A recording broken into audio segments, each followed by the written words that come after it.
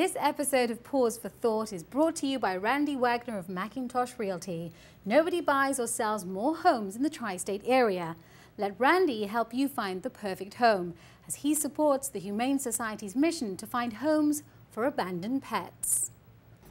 Hello and welcome to Paws for Thought. I'm Raychel Harvey-Jones, and joining me, of course, as always, is Catherine Cooker from the Humane Society. Thank you for being here. Thank you for having me. Actually, we did miss you last week. Yes. We did miss you. We had a few emails, but Ben did a great job in your absence. Good. And I'm just kind of, you know, having my usual therapy day here because little Jennifer is quite happy to sit here and just... Isn't she? She's a real little lap girl. She is. She's very sweet. She's very dear, and I think she's lovely. She's got beautiful markings on her coat and beautiful eyes when she looks up, but she's so docile. She's just sort of semi-sleeping, I think. She's just having such a good time on your lap. Are you going to look up for us? Hey, there Jennifer. you go. Oh, look. What a pretty better. girl. I love that her mouth is white. It looks like she's got a little mustache and beard going on. She's quite sweet, and she would be a lovely companion for someone who wants just a love bug. I think we need an HMTV6 studio cat. Oh, that's a good idea. We have a lot of bugs. You do? We do. Ah, well. They're good bug eaters, is what They I call them. They are good bug eaters. That will be her breed, bug eater. Now tell me a little bit about Jennifer, because she's not a kitten. If you're looking for an older cat, then she would be perfect. Yes, she would be. She's about 3 years old. She was a stray, so we have to kind of look at the teeth and sort of try to determine the age. But looking at her size and her teeth, she appears to be around 3 years old.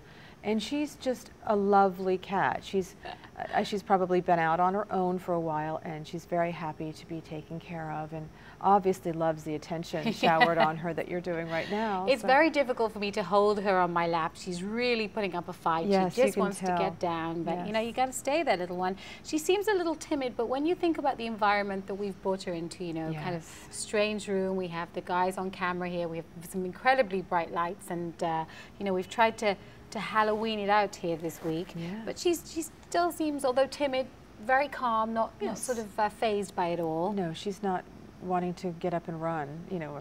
But I think being in a shelter is difficult for a lot of animals. They go through a transition. They don't understand why they're in a small enclosure and why they're not being hugged and loved all the time like they're used to, or have, you know, more room to move about. So it's a transition with just about every animal. It's a transition when they go from where they used to be to our environment and then to the new place. Right. So this is another new place for her, and as you said, she's just getting used to it. But she really doesn't seem nervous. She just seems rather bored, actually. Yes, I think I am boring her, No, I think you've just got her lulled into a stupor over there. Now, the one thing that always impresses me about the Humane Society is all the wonderful events that you put on.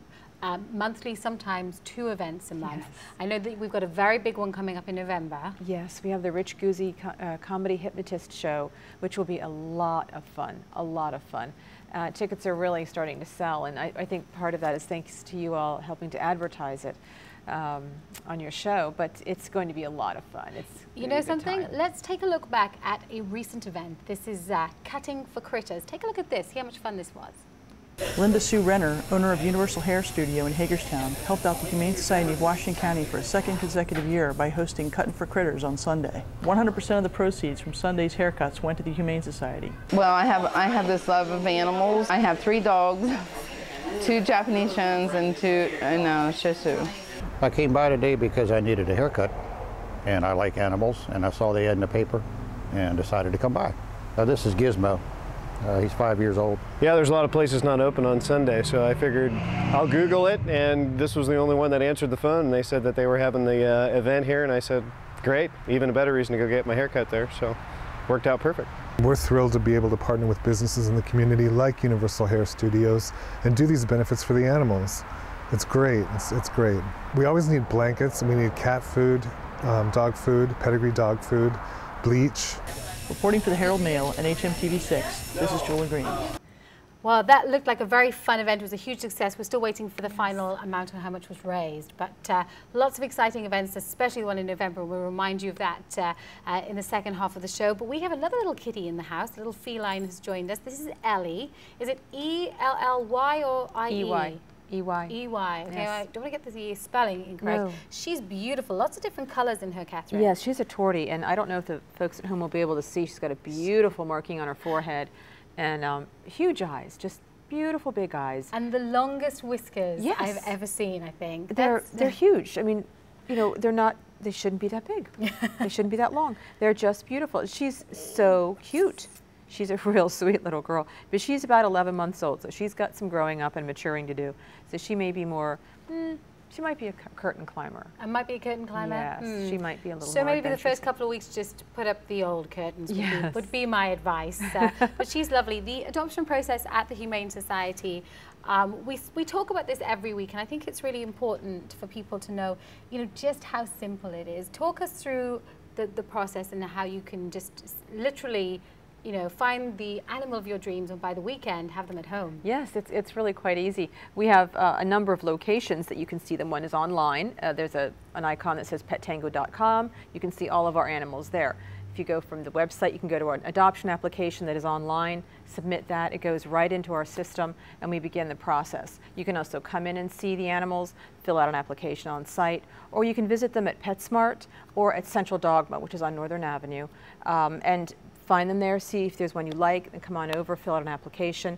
We get all the paperwork completed, background checks as far as whether a landlord's okay with you having the animal. They go out and they're spayed or neutered, and they're home. So it's very quick. They're good to go, and then Yes. they're delivering lots of love to you, which is good. Also, don't forget, if perhaps you're looking for an older cat, if you're looking for a dog, no tarantulas this week. No, not this week. Disappointing. I was going to sign up for one. But if you're looking for something a little bit different, head out to the Society, or as Catherine said, head online, because that perfect pet is just waiting for you. Very quickly, when we think about bringing a pet into our home, what's the first thing that we should consider? You know, how do we decide what the perfect pet is for our environment? Well, how much time we have, what we can give the cat or the dog or whatever animal it is, because they do take time. It's a lifetime commitment. Are you willing to do that? Are you willing to say, this is my pet for life, for their life, and many times our lives, and then can I give it the time it needs? Right. Cats are not quite as time consuming as far as needing to be walked, but a dog will be. A dog needs to go outside and run and play. So a lot of it is what you can give to them to make their lives happy with you. That's a really good starting place. Find out how much time you've got, and then, you know, decide what's going to work better for you. A dog, a cat, definitely not a tarantula in my case.